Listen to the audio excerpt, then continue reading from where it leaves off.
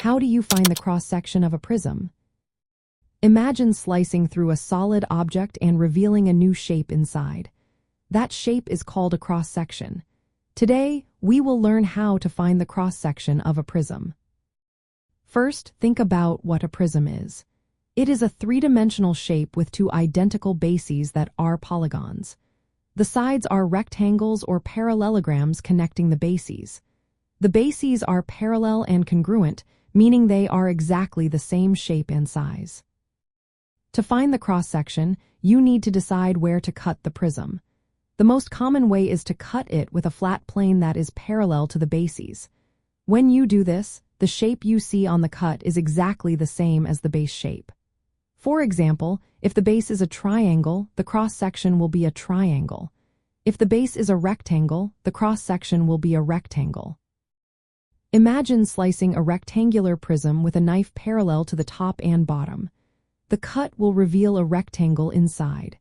The same idea applies to other polygons. If you cut a hexagonal prism parallel to the bases, the cross-section will be a hexagon. The shape of the cross-section depends on where you make the cut. If you cut the prism at an angle that is not parallel to the bases, the cross-section can be a different shape.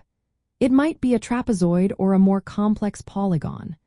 But the easiest and most straightforward way to find the cross-section is to cut parallel to the bases. Knowing how to find the cross-section helps you understand the shape inside the prism. It also makes it easier to calculate the volume. To find the volume, you multiply the area of the cross-section by the height, which is the distance between the two bases.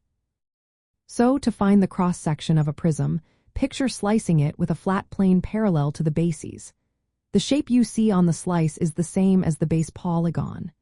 This simple idea applies to all types of prisms, whether they are triangular, rectangular, pentagonal, or any other polygon. It's a handy way to visualize and understand the inside of three-dimensional shapes.